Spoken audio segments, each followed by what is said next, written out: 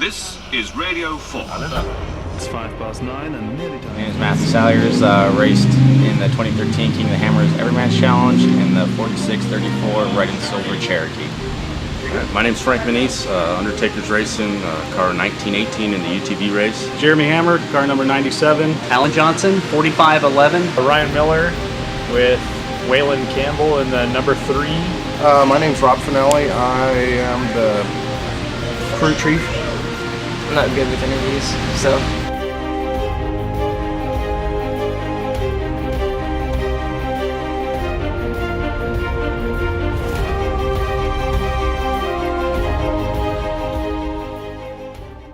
Well, King of the Hammers, somebody told me about it, and my last name's Hammer, and I said, well, they're having a race without me? Where's my check? I mean, some sort of royalty from this thing, and I've seen dime zero. King of the Hammers to me is literally the holy grail of off-road racing. King of the Hammers, it's everything. I gotta be there, and if it's the hardest race out there, that's the one I want to be at. It is the hardest race in the United States. Yes, there are hard races such as the Dakar, the Baja, etc., but inside the States, literally a state away from us here in Arizona, that is the hardest race that anybody can try to go out and do. Everybody says it's the hardest one out there. Arguably it is. I still have yet to complete one in time. If they didn't do it by time, I'd finish every year, but put that pesky 10 o'clock on you. I've spent, since I pretty much started racing, working up to the point to be able to drive in the King of the Hammers. Taking something that my friends and I, we do every weekend for fun, and turning it into a sport. King of the Hammers is anticipation. King of the Hammers is looking forward to graduation, or looking forward to prom, or looking forward to your wedding day. The whole rest of the year, quite frankly, is just prep for King of the Hammers. The most memorable experience for me for the week at KOH, I'd say, is just the team working together. My team, they put in all kinds of hours, nights and days and weekends, work day and night, and just seeing everybody work together, not just our team working together, but working to help other teams. We helped other teams, everybody was in it, not only competing against each other, but we're competing against the Hammers.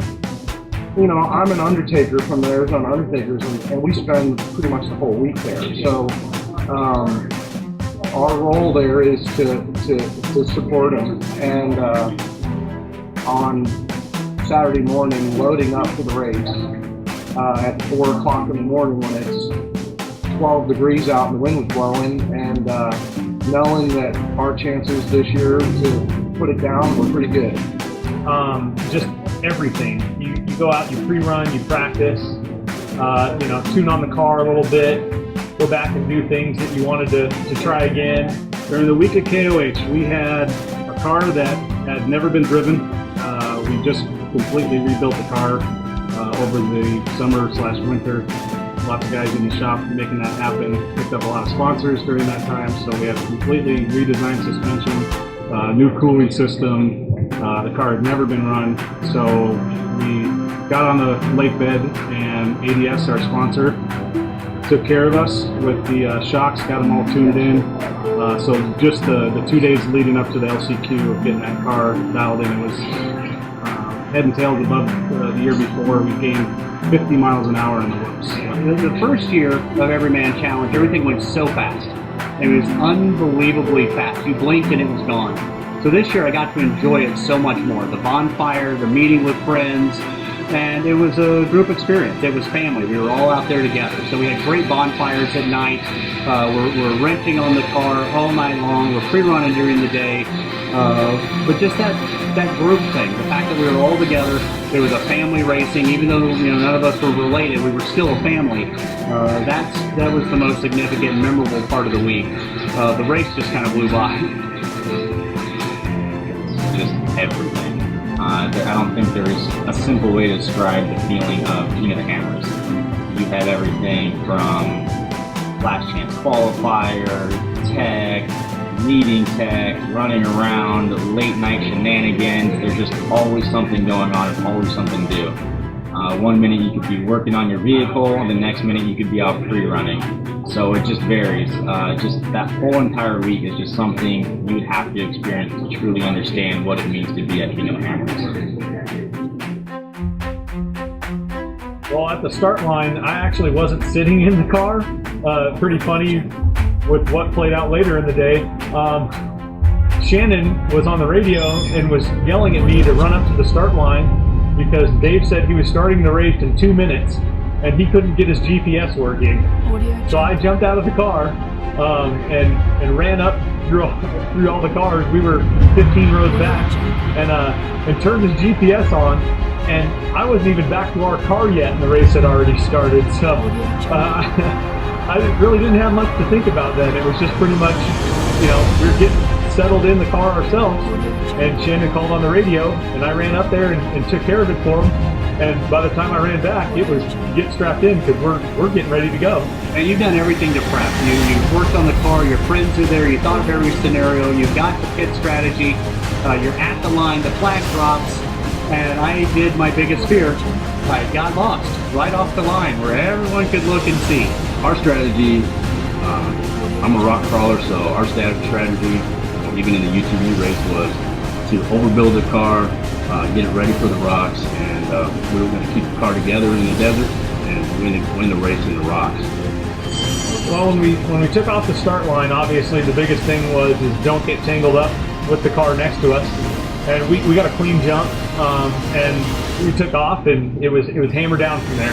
So once I got over that embarrassment of I looked like an idiot driving around out in the desert, just completely settled down and trusted the car. Jeff Larson, my co-driver, called an absolutely wonderful race. And once we hit the desert, we were super comfortable. We passed 3 or 4 cars on the lake bed. That's my favorite part, quite frankly, is just passing people. Cleared the mountain, and went around the back door. We hit the dry lake bed and we were off. Everybody was kind of all ready in the race, and now I'm jumping in the car and I had my jitters, and we went right to back door, of course.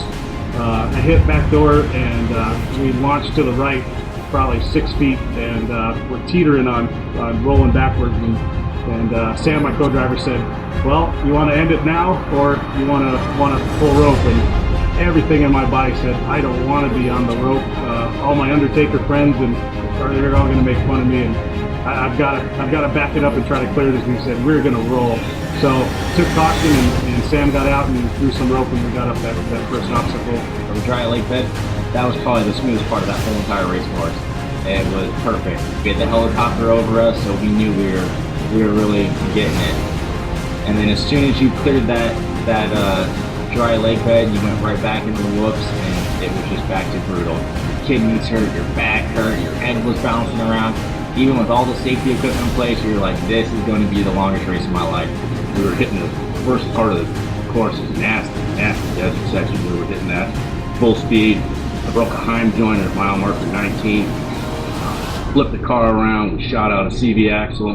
Almost rolled the car. At that point we kind of thought, this is going to be rough to continue the race, but we were able to do a trail fix, and we used my winch cable, connected it to a knuckle, and used a hose clamp to strap the winch cable, and we used the winch cable to turn the car. So if I needed to go left, I pulled the winch cable in. If I needed to go right, I let it out, and we limped it the next 30-something miles to the first pit, and we were able to fix it and continue the race. We ended up catching up to the pack, and caught them in the rock section just like we planned, but we actually just ran out of time. So we'll get them. Pulled over after we radioed to our main pit, letting them know we were getting out of the vehicle. We'll be offline momentarily. We checked, and I realized that we sheared our track bar bracket from the frame side, and it was bittersweet because right then and there I felt like I was already out, but I put so much time to get there, so I wasn't ready to quit yet. We were doing really good, picking off people here and there, and we got to the bike pass, and we went up the rock section and got to the top, and all of a sudden I couldn't steer. I lost my steering, and wow, this sucks. We pushed it for another 10-15 miles before it snapped completely clean off the frame side. and I knew it because steering wheel was straight and tires went one way all the way. If you're not at the top of your game and passing cars and that sort of thing, when you get out there after you do your fix, we rolled the year before and lost a bunch of time, so you get behind everybody and you're just dead bodies everywhere. We worked our way up through the rock trails and made it pretty much through lap 2 with 0 issues. We pulled off some good passes in the rocks and out in the desert, and just kept it moving, which is the biggest thing out there. You just got to keep moving. You can't stop. We came up on a friend of ours that had broke down on resolution and ended up having to drive over his hood to get around him. He was at just that point where we needed the whole trail, and he was blocking most of it. We started seeing some white smoke, and rather than fear of losing the vehicle, we pulled off the side completely. We got out of the vehicle as quickly as possible because I was only questioning the car was on fire. Wayland made it up through, and we were trying to pull off a couple passes on spooners, and we got wedged in between 2 rocks pretty hard. And Alex Hardaway and Valerie were kind enough to stop and try to help us. And after about probably 15-20 minutes of them trying to help us, I just told them, you know what, just go ahead. I don't want to ruin your guys' race. Everything's going smooth, really good, and we get into one of the canyons and get wedged. Out of everything that could possibly happen, you get wedged. You know, people roll over, break stuff, and you get wedged in between 2 rocks for a good 45 minutes. I had Wayland in the car the whole time, and I told him to, you know, hey, jump out and give me an idea here, because I was out of ideas at that point. It took us forever to try and figure out how to get it out. We tried every single which way. We had people pulling behind us, people pulling in front of us, off to the side, and finally we just got that lucky break, and it just moved the rock just enough to get out. I could hear Pitt through our helmets asking, are we okay, where we're at, status, let's roll main to car 4634, what's your update? And my brother and I knew exactly right then and there we were done.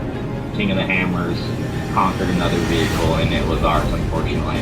I remember sitting there on the side of the road for another 3 minutes before we said anything to the pit, because we weren't ready to accept defeat.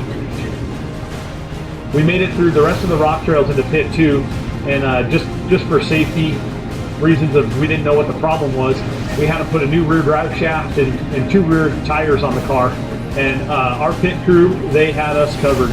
They had the 2 tires ready, drive shaft ready to go. We pulled in, and we were out of there in less than 5 minutes. You know, we were all bundled up. We had 8 or 9 guys out there, and it was brutal in remote pit. And we couldn't leave remote pit until Wayland and Ryan came through, because they were on the tail end of it. So we still had to stick it out until into the dark. We didn't get back into main camp till probably 10:30, 11 o'clock. When we left pit 2A, it was everything we had. It was just, I was calling out directions to him best I could. There was cautions on the GPS, and we were just ignoring them.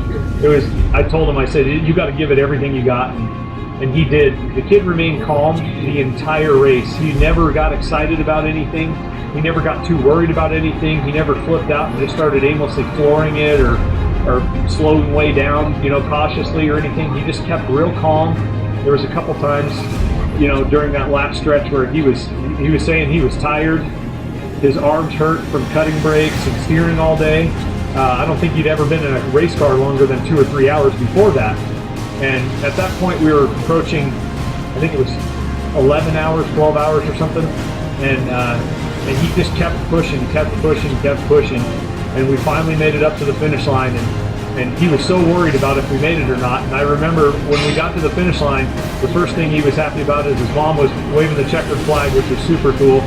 And then he ripped his helmet off instantly, and Dave Cole was standing there, and he said, did I finish? That's all he wanted to do was finish. And he finished, and I was just proud to be there with him. Most memorable moment on race day for the 23rd King of the Hammers challenge would have to be pulling up to the start line. Seeing the car come over the hill right before the start-finish line after completing the first lap, and seeing the car just totally destroyed. No matter how much you overbuild your car, overbuild it, think you know, think you got it, the camera's going to find your weakest link, it's going to exploit that. Yeah. for me, that was at mile marker 19 when we had our first race, and down. When I saw the car come over the hill, that was pretty much the most memorable moment because I thought that the day was over. I passed Eric Miller in the Everyman Challenge. So we're pumped up and we're really excited about that. We come around the corner and there's Chocolate Thunder. You got Big Rich running the show, Josh yells hi, 30-pack Matt's yelling, and you turn, you just look up through this wash and it's Chocolate Thunder. For me, that's where the race just kind of stopped and everything became surreal.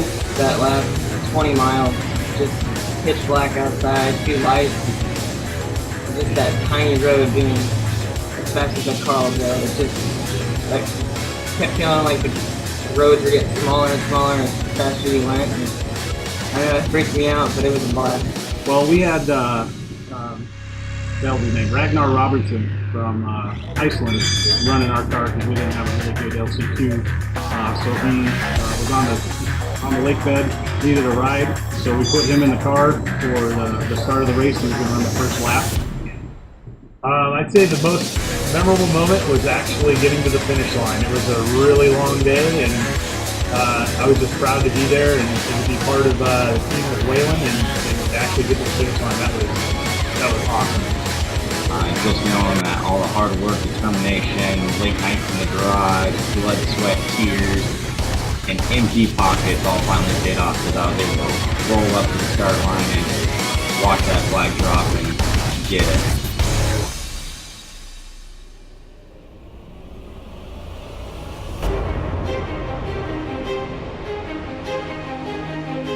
No matter how much you do it, it's going to find that.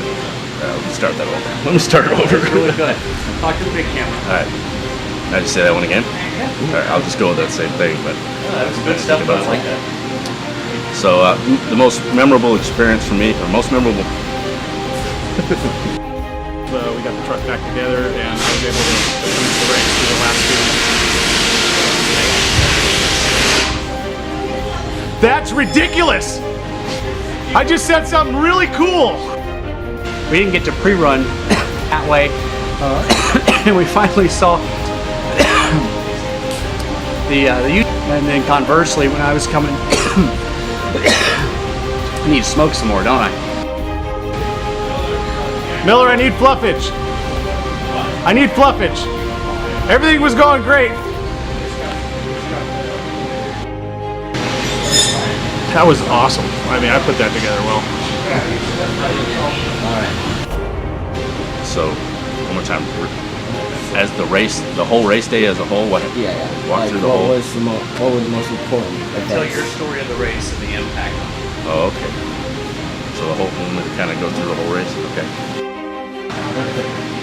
Blah blah me, blah blah I, blah blah the best, blah blah me. IFS.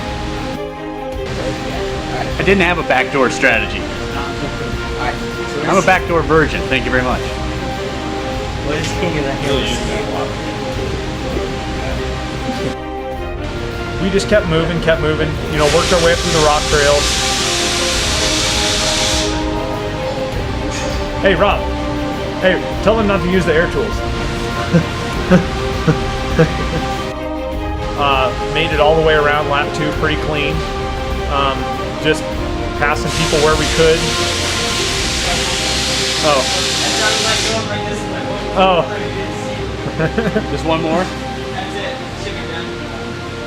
Okay. Hey, it's a functioning shop, man. So we worked our way up through the rock trails. Doesn't get UC questions.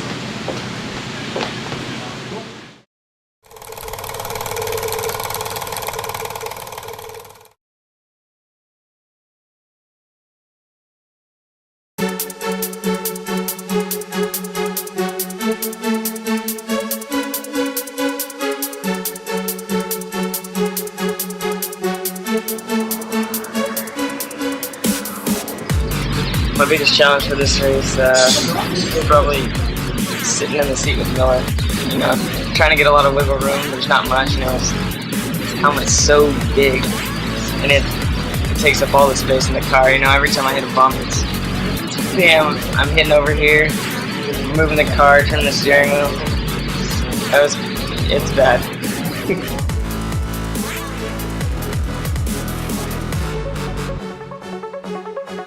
biggest challenge for having him as co-driver was me trying to drive, do my own thing. He's sitting over there chit-chatting, pretty much talking to himself about how he'd drive this and how he'd drive it better, and you know how good he is.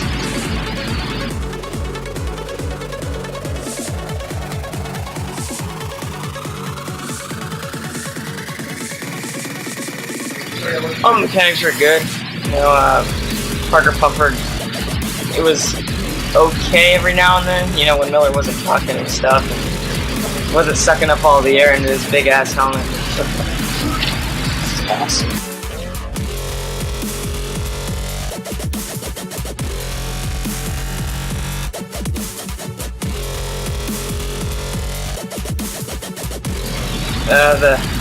The only thing that was going through my head was how big Miller's head was going to be after this one. I mean,